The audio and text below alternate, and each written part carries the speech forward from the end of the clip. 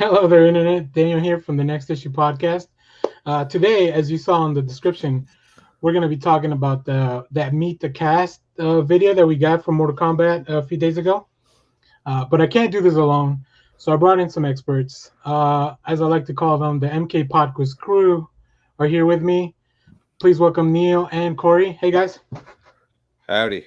Hey, what's up? Sorry, I'm not blessing everybody with a camera. I'm limited some, but you can see us in MK Conquest mode with Ciro and Taja there. I'm wearing the same hat, so you can tell which one I am. The other one's Corey. So let's before we go into the video, can you guys tell me a little bit about your podcast and how you got into that stuff? Because I find it fascinating, the fact that you guys are covering the content you are covering. That's a valid thing to be surprised by. Though I feel like it's Neal's sort of like baby in a way. Yeah. I feel like I want to let you take the reins on this one. Okay. So I watched all through the 90s, the late 90s, 98, 99 television series, Mortal Kombat Conquest, which is a prequel to the 95 live action movie. Mm-hmm. And I really liked it. And then as a separate thing, I wanted to figure out how to do a podcast. And Corey over here already had one. So I just hit up Corey like at the beginning of the pandemic. And I was like, hey, man, you want to do a podcast where we talk about every episode of Mortal Kombat Conquest? And he said, absolutely, let's do it. And that was that, you know? I like the lack of hesitation. He's like, yeah, let's go. I was instantly interested, but also I was like, what is that? Because I had no idea. And I got the explainer that it's like, Xena, it's that, but Mortal Kombat, basically. That's sort of the structure that we're dealing with. And so it got one beautiful, perfect, glorious season of television, 22 episodes. And so we marched our way through that. We recently wrapped it up. There it is. There's our boy, Palo Montalban. Palo Montalban, the great Kung Lao. There's our boy, Jeff Meek, as Shao Kahn. And so... Should I go grab the Raven DVD? Yeah. So we just worked our way through that, and now we're going into more Mortal Kombat ephemera now before we get to more mainline stuff. We've got the Journey Begins animated video episode came out. And so we're gonna go through some movies, some comics. Moving through these bad boys. A book. We're gonna go on through Mortal Kombat Defenders of the Realm. And then see what we're thinking after that. So if you're looking for Mortal Kombat content about Mortal Kombat Conquest or other things, realistically, where are your guys? Got the entire run of Mortal Kombat Malibu comics sitting right here. Do you keep them there? Do you keep them there for like any call you might end up on, so you can just show them off to people? Yeah, honestly, like I carry them with me at all times. Like if someone comes to the door to deliver pizza or whatever, I answer the door, just kind of holding up issue 0 here. Oh, God. And that person's never seen again. That's true. Yeah, we just go through a lot of delivery drivers. Yeah. Well, great. Now let's before we get into the whole thing, I want to talk a little bit about and I'm gonna take this cue from our buddy Ben Meckler from the Mortal Podcast, which kind of inspired a whole bunch of everything that we're doing, just covering Mortal Kombat contest. It's his fault. It really is. If there's more podcasts out there, blame Ben Meckler. Yeah. For this. So how did you guys get into, like, what's your origin story with Mortal Kombat? Mine's shorter, so I'll go first. Yeah, hey Corey, while you do that, I'm gonna crack this nice 0 sugar cherry Coca-Cola energy drink. Hell yeah, that's our show's mascot, essentially. Not sponsored over here though. No, you'll hear a lot of us talk about it, but they've not paid us $1 as of yet. But maybe someday. Listen, we are both open to selling out immediately. Yeah. Dear Mr. Coca-Cola Company, hello, how are you doing? I would love to shill your products on all sorts of podcasts and live streams. Anyway, so when I was like a teenager, I ended up playing a couple of the games. I think the first one I played was actually like 4, and then I ended up playing some of the earlier ones, but there was a pretty big gap. And then I think like a lot of people, I got back into the series with MK9, You get a reboot, you get everybody caught up to speed, and I think it's just a fundamentally good game too. So then I played 9 and 10 or X. This is the part where I'll actually say I have not played Mortal Kombat 11 yet.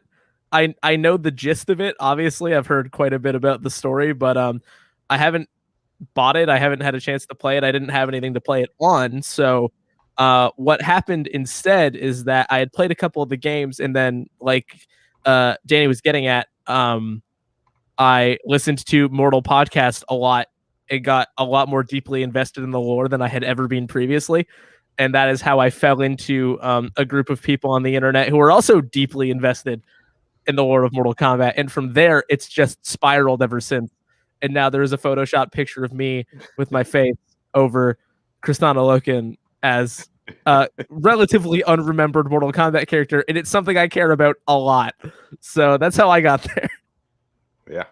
The story ends with you getting pranked into doing a Mortal Kombat Conquest based podcast. And loving every second of it. So. I wish this was all a bit and you never put up any of the episodes. You guys just produce content that never sees the light of day. Put it in a hard drive, put that hard drive in a bottle, and like just put it in the ocean. Yeah. Blast it into space for aliens. It'll reach Shang Tsung's island soon.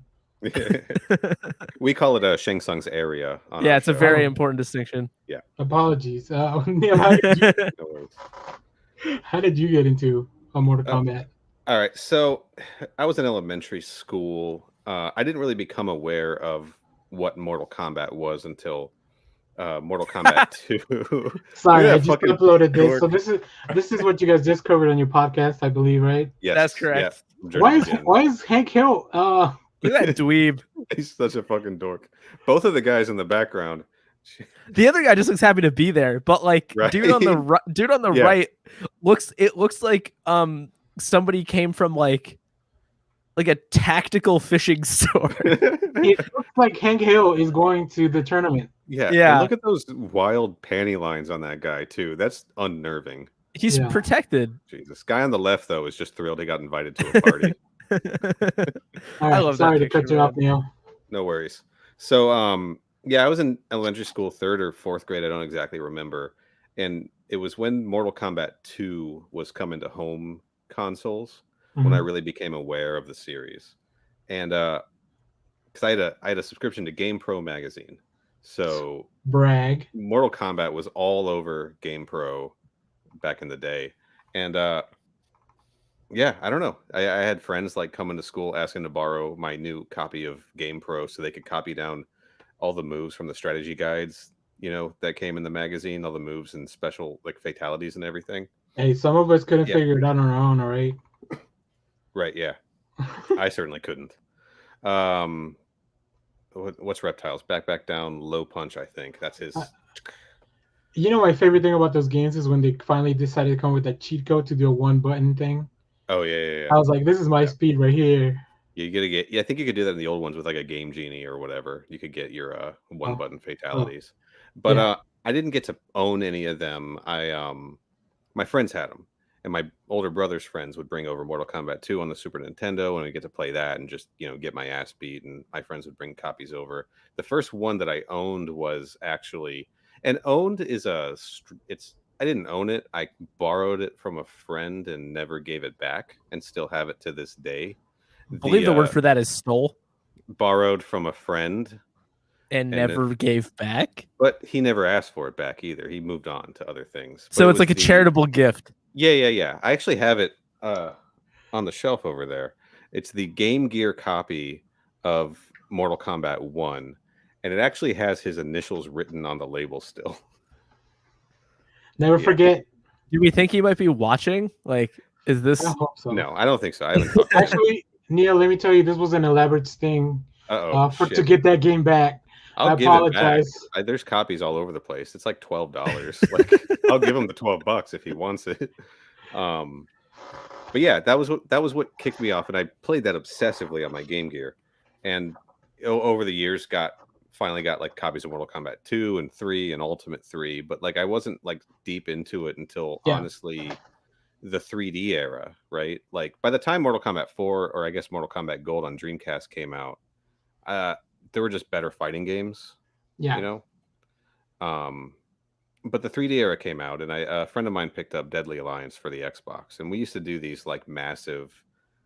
We'd get like 40 kids to come over to the house, and people would bring TVs and Xboxes. And Okay, play, I was like, you only play on one console, but there's 40 kids at this place. No, we'd set up 16-player Halo games, but then we'd have like another TV with Smash Brothers on it, another TV set up with an Xbox, like an extra Xbox or PlayStation 2 or whatever hooked up to it. So it's just in like Mario parties over here and Smash Brothers over there, and then this TV has got Capcom. The old school LAN parties.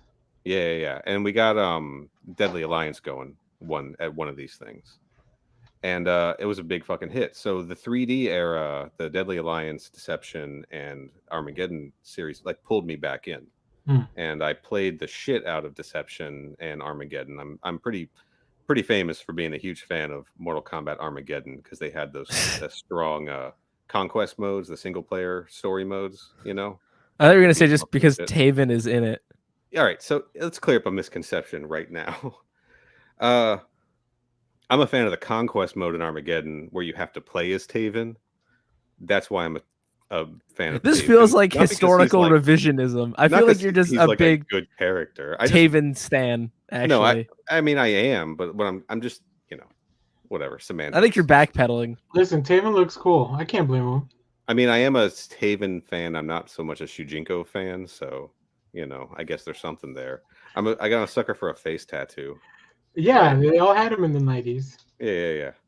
So the 3D era was like the era that brought me back in, like seriously.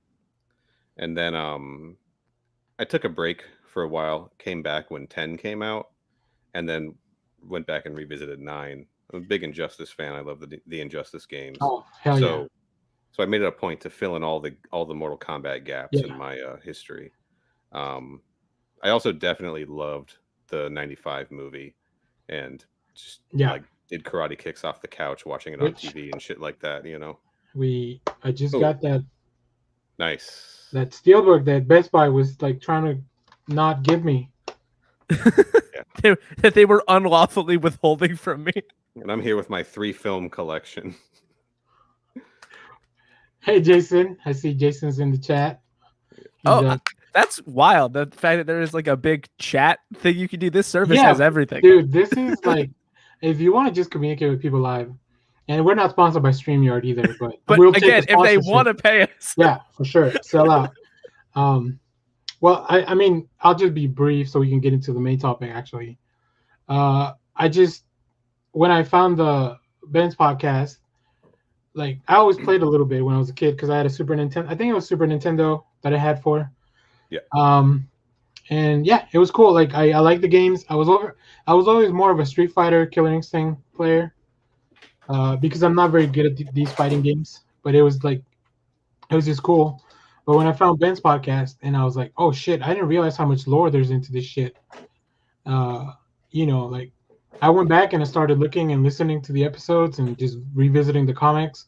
I think them having a comic or a bunch of comics really brought me in because that's my thing. Oh yeah. Yeah. Real quick, just because they were in arm's reach. There's your Street Fighter Killer. Hell yeah.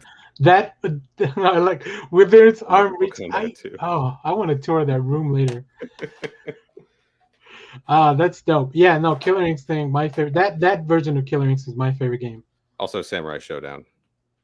Sam Show, as the cool kids call it. Hell yeah.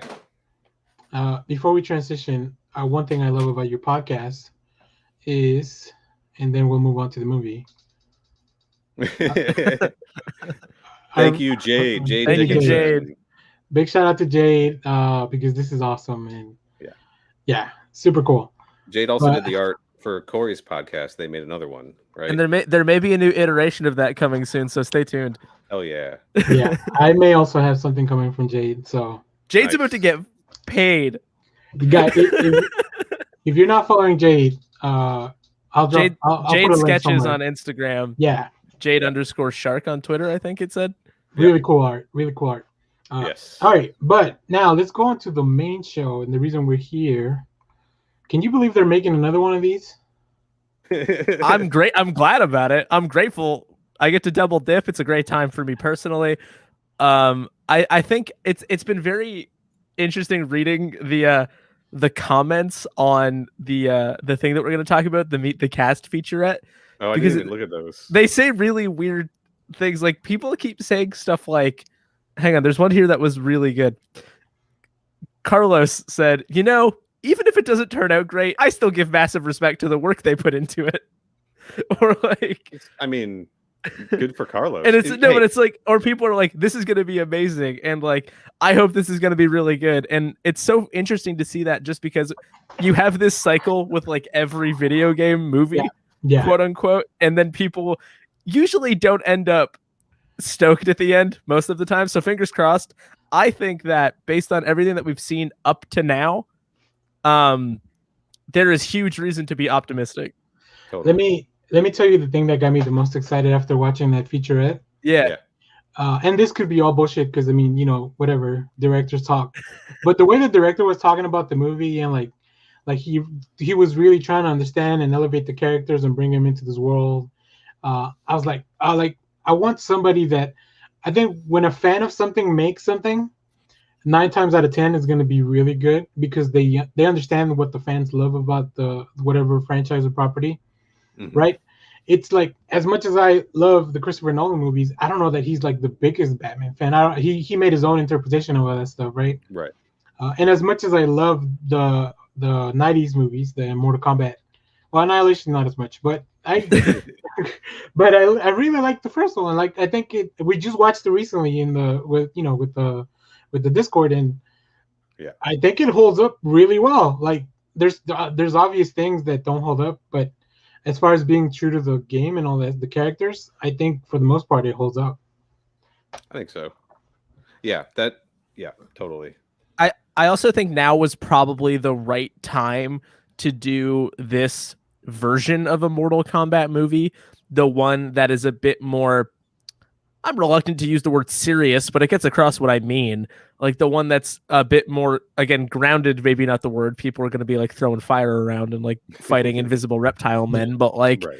I think that this interpretation of the material, now's probably the time. I think the games are skewing in that direction a little bit more, especially MKX, I think would be like, that was like gritty as hell. Yeah. So I think something that jumped out to me in the featurette, if we each want to sort of like highlight something in particular, it's something Josh Sawyer, the actor for Kano, mentions, but it's throughout. You can just tell by looking at it. He's like, this isn't like a big CG laden romp thing. And it's like, you look at the sets and the costumes and the way characters are being presented, even Outworld, which we see a little bit of, we already know just from stuff that's come out that like they scouted a location and went there and shot. And I think it looks really good because it feels tangible.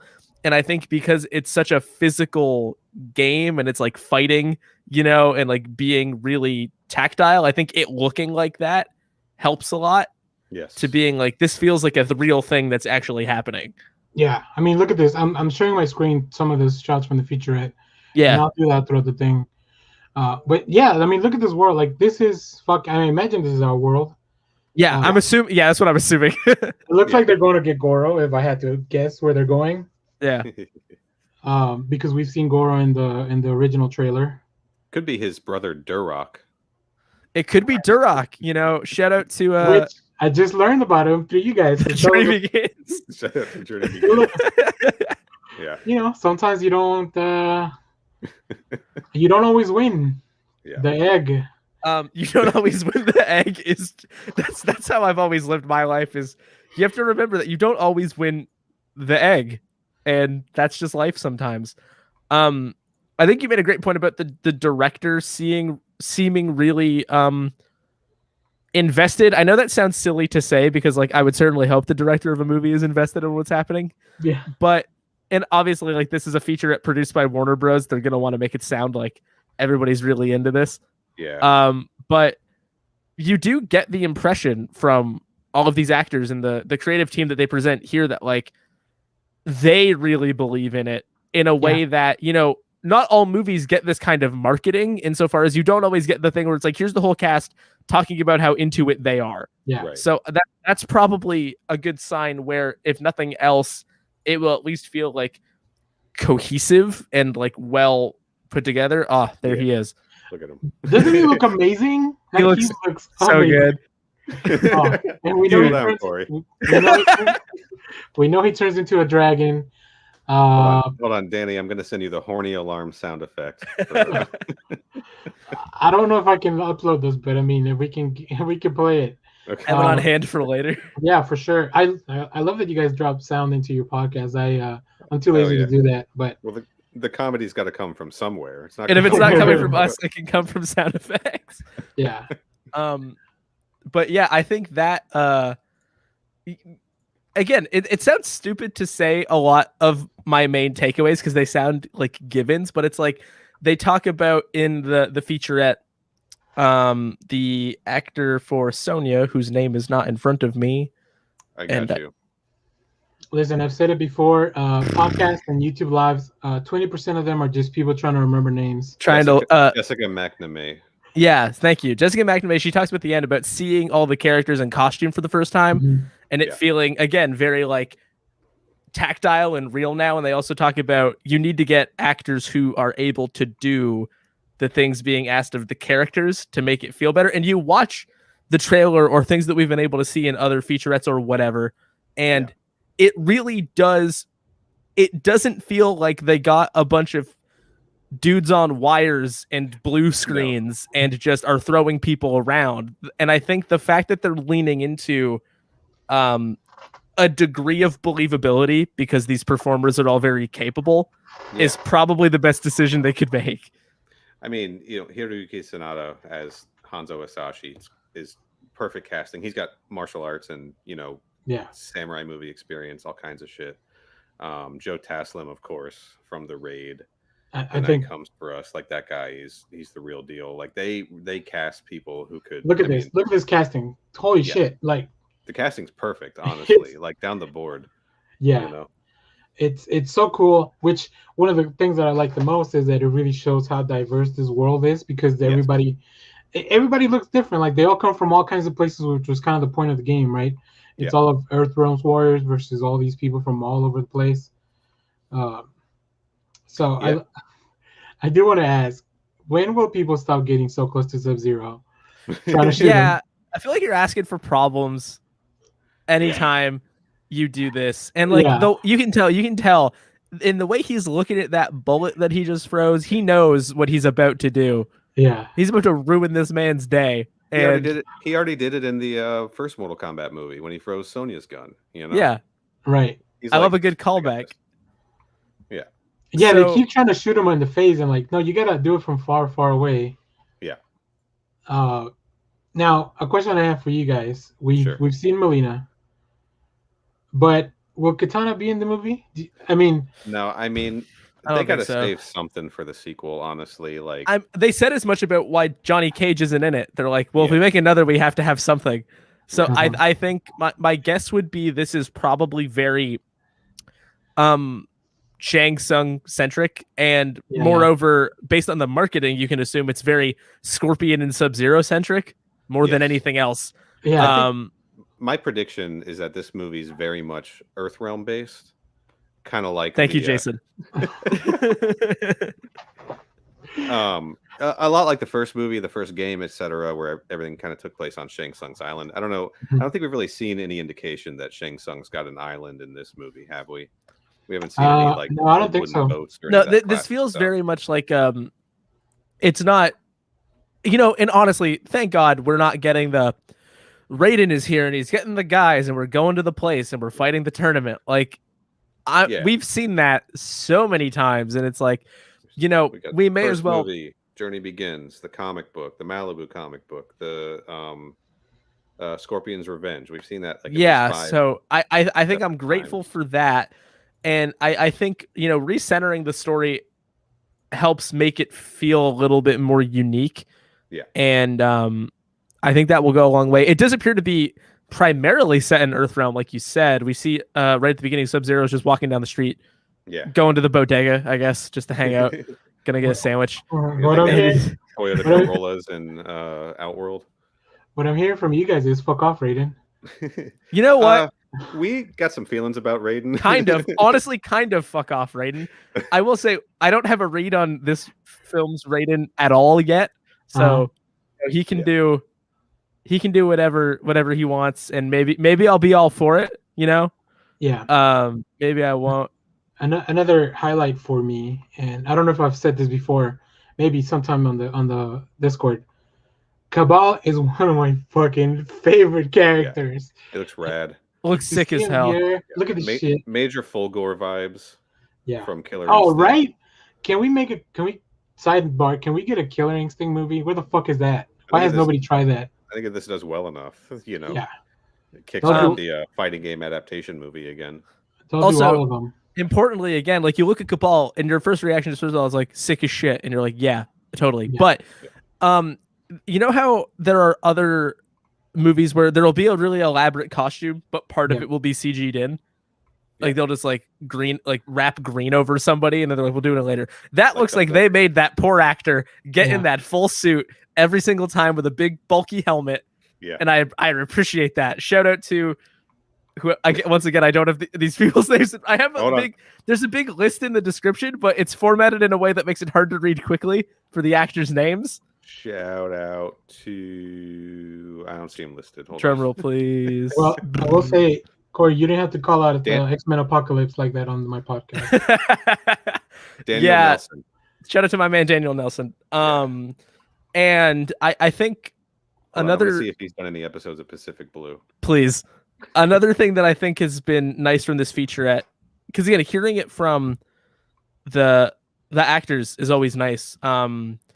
When I don't know why I set myself up to say a man's name and then I wasn't ready. McCod Brooks is playing Jax. There it is. I found it right away.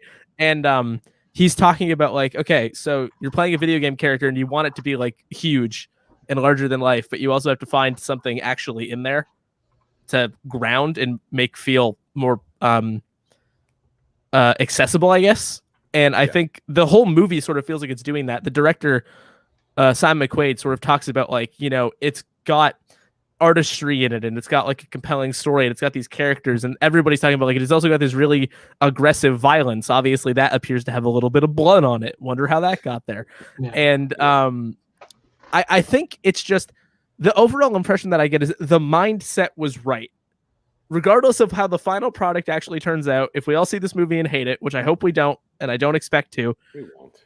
Like I can't see how. I really can't see how. Like look at the three people talking here. I think we're all gonna like it. But I think we already do. We haven't even seen it. It says a lot that I feel like everything seems to have been in a mindset that I can get behind, where it's like, so we're gonna take this, we're gonna make it more tangible, feel a bit realer, violent as hell, because the movies never get to be that, and ground it just enough. And I think that goes a long way. I think the big question mark is like, how clunky or not is the Cole Young implementation going to feel? Yeah. Well, because that features in this featurette as well. Like there is at least one fight scene that is just an MMA fight in a cage, and it's like, if movies have finite numbers of fights, maybe I don't want one of them to be this guy in a cage with his invitation to Mortal Kombat. His dragon tattoo. Sure. He's got a dragon birthmark. But let's talk about that a little bit. I'm gonna be the guy who says the thing that no one's. I mean, Corey, you and I just got done watching 22 episodes of this, which is just full of like brand new characters that we were able to get involved, like and invested in, right? And then like even in the games, you've got you know, since Mortal Kombat 4, they throw Kai in, right? And he's supposed to be like the new guy, right? Kai? Yeah. And then we got obviously Shujinko in Deception and my boy Taven. Everyone's favorite Mortal Kombat character, Shujinko. Yes. So they got like it's not a new thing for Mortal Kombat to introduce a new character and then put them at the center of a storyline for something. So I'm gonna give them the benefit of the doubt, I suppose. Like, yeah, I think everything that we've seen up to this point doesn't even really. It shows him not as the focal point of the story, but more of the access point. Because again, the movie very much seems to be like, he's obviously got ties to Scorpion that are pretty direct. They're not even playing coy with that. They're basically just telling you. But I think allegedly, I think like we've seen, it seems like it's mostly a Scorpion Sub-Zero situation. Shang Tsung's up to something, as he always is. Right. We've got Zatarans in the mix. Melina's there. So something else is going on, but it seems like what they want, at least what they want people to think the focal point is Scorpion and Sub-Zero. Right. So I imagine that it's not going to be like, here's the Cole Young story.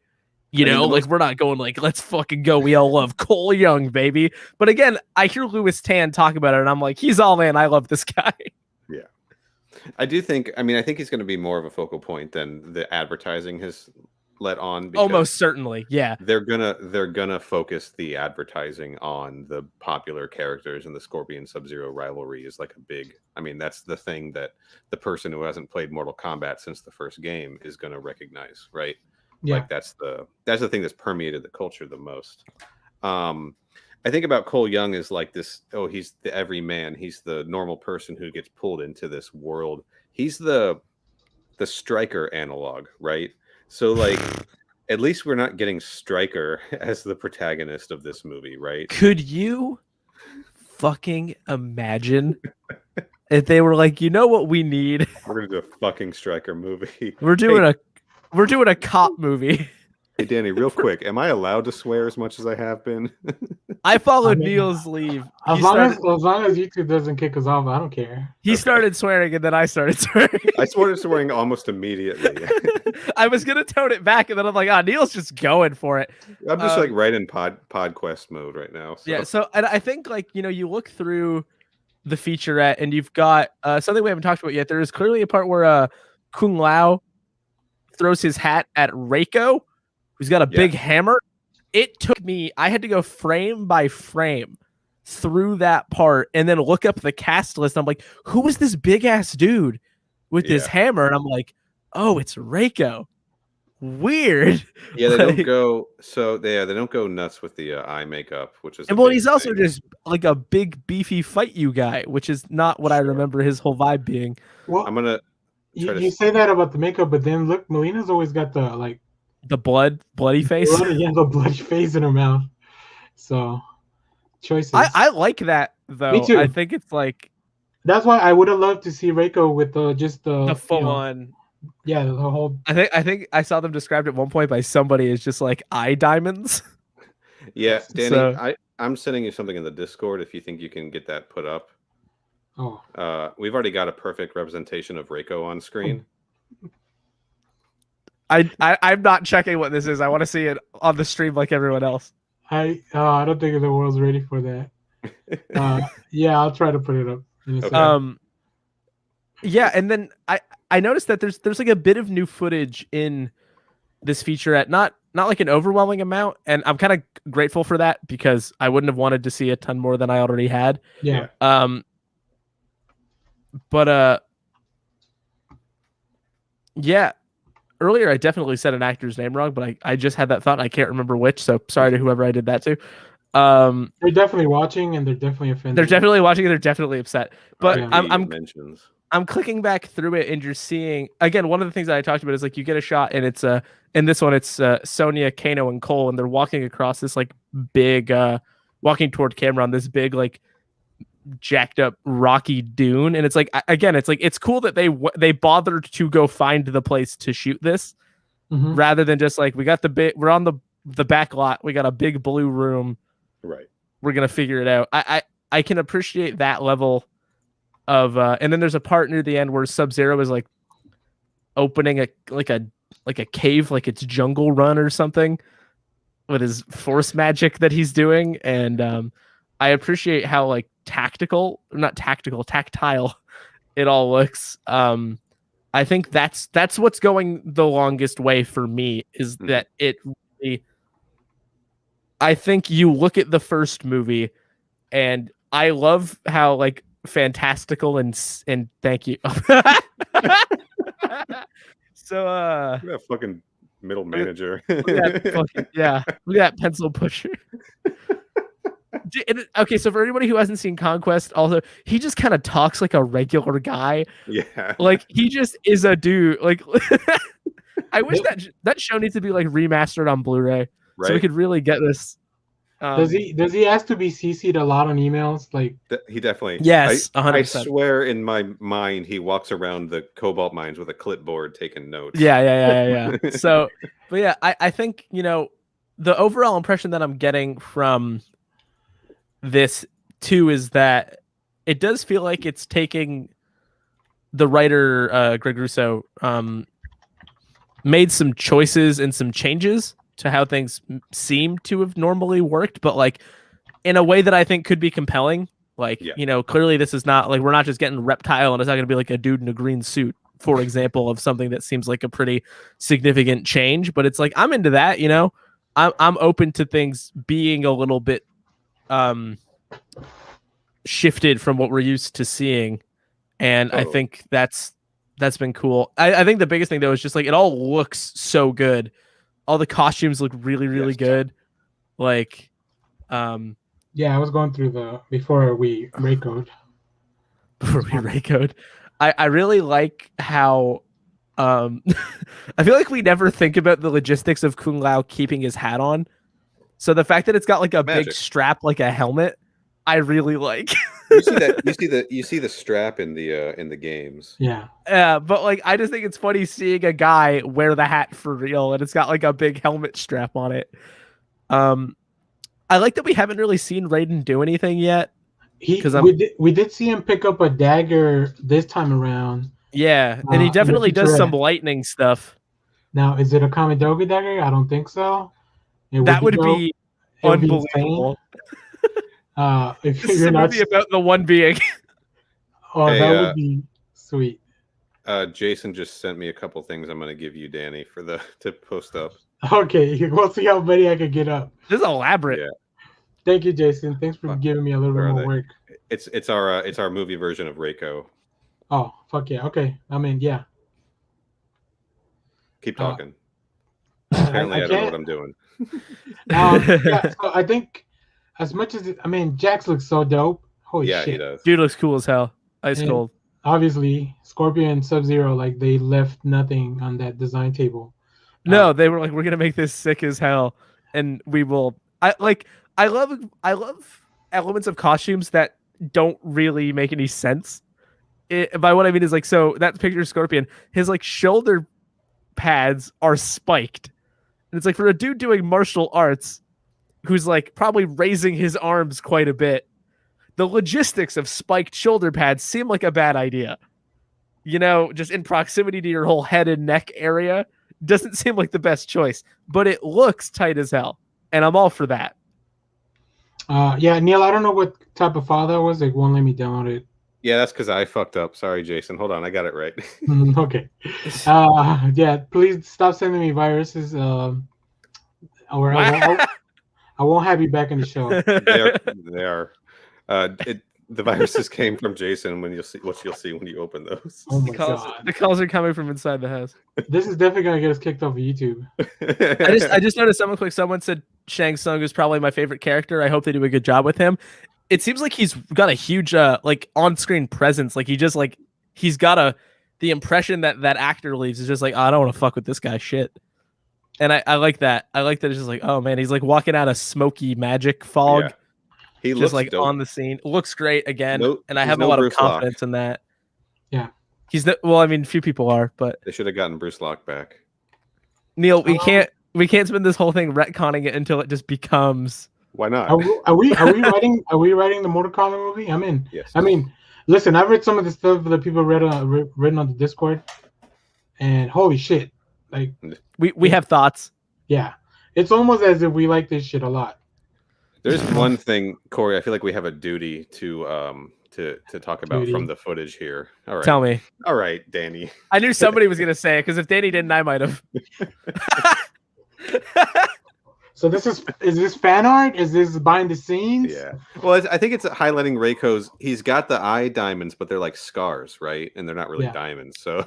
And also, this is less a middle manager and more of like. This is a security guard for sure. Like. Impatient bouncer. Yeah, like he kicks you off of Shang Tsung's island immediately, like for not having having a shirt on as opposed to not having a shirt on. He's checking everybody for Cole Young's like dragon mark, and if you don't have it, you can't come in. Yeah, I think that people like that, Reiko. Jason also said a nice middle ground that might be a better. All right, this is. Oh, one thing we got to touch on is they got that mural in the trailer of like the old warrior, right? Yeah, Like this has been going on for centuries or whatever they say. That's the Great Kung Lao as depicted in like the John Tobias comic and the manual for Mortal Kombat on the Sega Genesis. Like they put a Great Kung Lao reference in the trailer, which I thought was pretty rad. He's got the spike bracelets and the red bandana and he's bald and shit. Yeah, I'll try to share I just that. feel like we have a responsibility as Great Kung Lao fans. Corey, I know it's not our Great Kung Lao, but I like that they're acknowledging that he existed, right? I'm trying to picture this movie, except the Great Kung Lao just looks like Conquest Great Kung Lao. It should have been Paolo Montalban. Everything should be, right? Fair point about the buffness. Yes. I think the way we've been misspelling Mortal Kombat all these years, it's a shame. I didn't realize this was a Korn cover band. Mortal Kombat. That backwards L just straight up looks like a J. It's misleading for sure. And it's a horrible. If they were trying to like encode the message, Mortage Combat. I think it's good. I think more than anything, I'm really curious to see. I feel like I'm wondering to what extent they felt confident when making this movie that they expect to make more. There he is. There's our boy. By which I mean, like, do you think that this is just going to be one of those like, big cliffhanger, or do you think that they were maybe a little bit more reserved in their expectations for how they wanted to set things up, expecting to maybe do more after this, or what? See, that's the danger, right? Because when you make a movie and you're setting up to like the first movie's the setup for the sequel, that's when you end up getting shit like the Power Rangers movie, where you just like you don't get you don't get a whole story, they cram everything into the end just to try to set up for something bigger. Right. I don't think they're doing that in this. I think they're gonna try to give us a complete story about this. I think it helps that Mortal Kombat is kind of episodic in terms of the games, right? Right. You tell the story of the tournament, right? And the tournament's over, but then, in Mortal Kombat 2 era, there's a surprise invasion and they themselves didn't know they were going to get another game. Right. Yeah. So they're like, we'll give you this story, which is it's a standalone story with room to expand, which I hope this movie can be the same thing, or just the 7 days that he fought Goro. Either. Right. Yeah, I would watch. I'm good with 7 days of 2.5 It was hours a week, right? They do fight a week, not a week. Yeah, almost a week. It was almost a week. Also, just to Jason's question. Oh, good. 45 seconds. Yeah, go. I think Great Kung Lao. I think definitely because it's shown visually. I'm sure they're gonna give it a run out. I would be shocked if Raiden didn't discuss the Elder Gods in some capacity at some point, probably scolding somebody about some kind of rule or something. Yes, he does. One being, I doubt it. I would be over the moon if that happened, because I think that is frankly, such an unnecessary part of lore to include that doing it would be incredible. It's a little early in the storyline, maybe, to bring in one being stuff. I feel like they'll hold that off for the sequels. If we get like 6 movies, or like we get that thing that dude was getting ripped on Twitter for tweeting about, rightfully, I think, where he was like, oh, this movie should be 6 hours so we can flesh out all these characters or whatever. It's like, if we get enough movies deep, sure, talk about the one being, I don't care. Start doing whatever you want. Like, totally. Do the Armageddon plot. Bring everybody, I don't care. But for now, my hope Go ahead, sorry. My hope is just something that we've sort of talked about, which is like well-rounded, has that Cole Young on-ramp for folks who are not up to speed, and just gives a bit of space to have some fun, violent Mortal Kombat stuff in it, I guess. I mean, like, realistically, in the games, we really only hear the one being get talked about in the 3D era, if I'm kind of remembering correctly. It's just like that thing that happens in the back, right? Like, God, that scene fucking rules. Sorry. Hell yeah. No, it totally is. Let's talk about that instead, because I don't have a good Hell yeah. I, for one, love the idea of stabbing somebody with their own blood. I think that's his X-ray move from Mortal Kombat 10, I think, right? Oh, I actually don't know. If it is, like, that would be great. He like pulls their shit out of them and it freezes it and then stabs them with it. I could watch that all day. Yeah. And I think I will. This is gonna be the rest of the live show. So and the ice wall's in there too. Yeah, he throws them at. I don't want to play too much video because I know sometimes it gets flagged, but yeah, man, I'm so excited. It feels really Mortal Kombat 10 inspired, the costumes and the moves and everything, which I'm really into. I love that game. Me too, and the comic leading up to it. Yes, but it feels like we're getting story elements from 9. Yeah, I wouldn't be surprised if the movie itself was probably getting written or developed closer to 10, the release and like the cycle of that. Yeah, and then by the time they got to this part, they maybe could incorporate some other stuff if they wanted. Yes. I just like that it feels distinct from previous iterations. I think that's a smart move because again, like we've seen the version of Mortal Kombat 1 several times in different media already. So I like that they're doing something that's familiar to the first entry that we all kind of know, but they're bringing in all these new elements. It looks like the settings a little different, the setup and stuff like that. Oh, and if we get a sequel, I know like it seems like we get an Outworld in this movie. That like we've seen Outworld in trailers and whatnot. I don't know if everybody goes or what, but I think if we get a sequel, we're going to like 3 other realms. Yeah. Like I think that's the thing you expand realistically, and then you can introduce people however you want. But like I'm sure if they've done any long-term planning, it's like you get Edenia in the mix and you start getting I could see them doing chaos. We need a Chaos Realm movie is all I'm saying. I could see them doing a sequel where it's probably a little bit more like Annihilation, which was sort of Mortal Kombat 2 and 3 together, where we'll probably get an Outworld invasion and then like a journey into Outworld to try to stop it. And that's probably where we'll bring in Kitana and Johnny Cage and characters like that. Sick as hell. Big fire dragon. Yes. Yeah. I love also that they're leaning into all the characters having their powers, right? Like Liu Kang's going to be throwing fireballs. Kung Lao's throwing his hat. Corey and I just he has the power of his hat. It's a magic hat. I know, but it's just funny to say. Because Danny, you're muted. It's just magnets, Neal. Okay, it's a magnet hat. My bad. Because Corey and I just rewatched the '95 movie for the podcast, and like they don't do any of their special moves really, right? Like Sonny's not shooting her energy. Right. What did you call him, Corey? Oh, energy spears. Yeah, I think I said energy not shooting spears. Her rings, and Kung Lao, he doesn't really throw a fireball. I know he does the bicycle kick and stuff like that, but I like that they're leaning into the special moves in the new movie. That's gonna be rad as hell. Well, that's violent. Please make this super violent. Yeah, I'm pretty sure it's gonna be. It's gonna be. Yeah, I think I remember seeing a tweet. I actually looked it up. I hope I still have it open. Yeah, from Jordan. Oh boy, Crucchiola. I think I said that right. I'm so sorry, Jordan. She tweeted, "Mortal Kombat knows we want a lot of fucking blood," and then it's a gif of Kano ripping that's Terran's heart out. Okay, we haven't talked about this. I kind of forgot that in the trailer they even referenced Shao Kahn. Now I'm looking at the trailer instead of the footage because dope. But man, I mean, they're going like they're planting seeds for everything.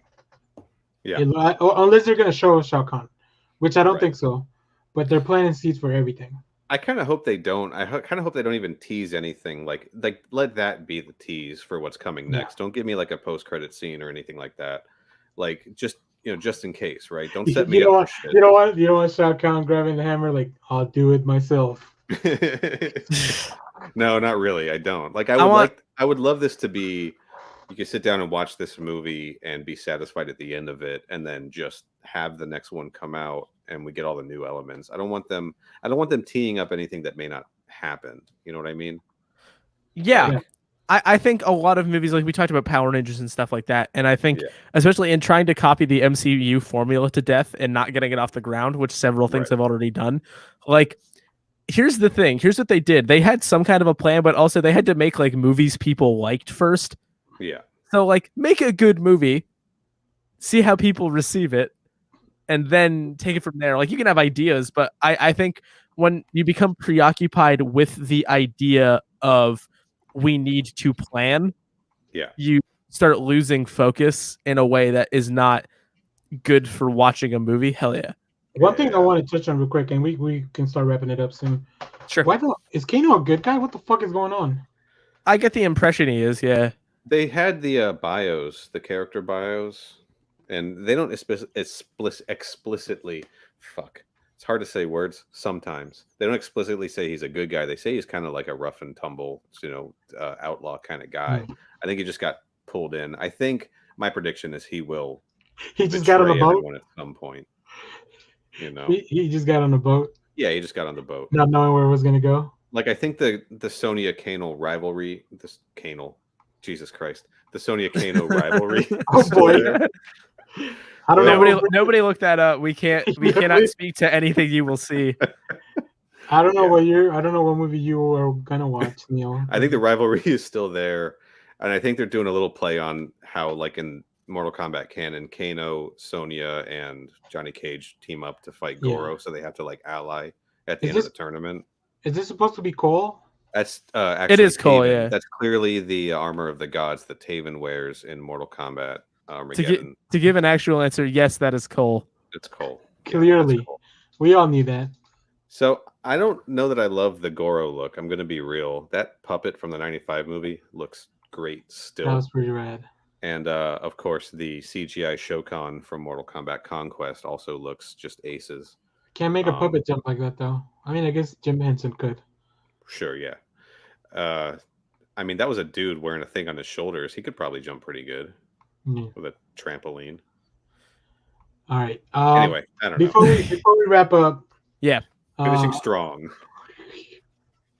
We got some advice in the chat.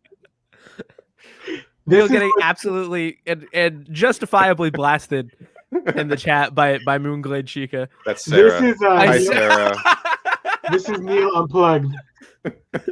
This is Unknitted and Neal. This is what you don't get in the other podcast. All right. Well, any last thoughts before we wrap this up? I know. Nope. I think I've been thoroughly shut down for the rest of this. So I'm excited. I remembered whose last name I got wrong. Kano is played by Joss Lawson. I said some other last name that's not Lawson, so I want to correct myself. I'm not editing this video. I want to see Kung Lao throw his big hat. Yeah. Shout out to Ludi Lin. I don't know. I'm excited. Me too. If I'm gonna tweet at those people, because if any of them give me a retweet or something, I'm gonna be so excited. Hell yeah. But okay, guys. Thank you very much for thanks so much for having man. us. This was great. great. A lot of fun. Awesome. Yeah. I'm sure we'll do some. I mean, we'll stay in touch and do more Mortal Kombat. If you ever need quote unquote Mortal Kombat experts, we are around. Listen, the first one's free, but then after that they have a going rate, so you will never see them back on my podcast. You have to pay us in like what, energy Coke, I guess, realistically. Yeah, maybe a nice refreshing zero sugar cherry Coca-Cola energy drink. And I put y'all's Twitter on the bio, but I'm also dropping it in the chat. Thank you. Please go listen to MK Podquest. Also, go listen to Mortal Podcast with a K, because this is kind of like what brought all three of us together. That's how we connected. Yeah, totally. But listen to our show first, because we need the listeners more. Yeah. We do. That's true. Yeah.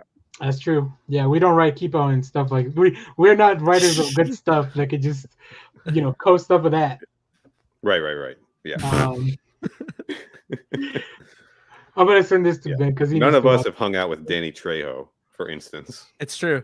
That's true. Ariana Grande. Did I say that name right? I've never said it before out loud. Yes, you did. Well enough. All right. Well, let me play us out. That's what I was doing. That's why I was muted, because I didn't want to play this before. Oh, I love whatever this could be. In case we got kicked off.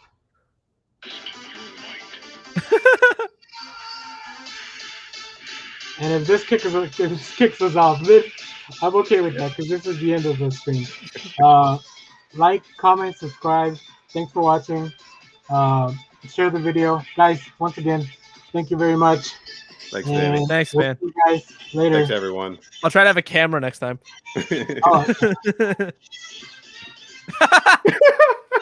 that worked out great. All right, take care, guys.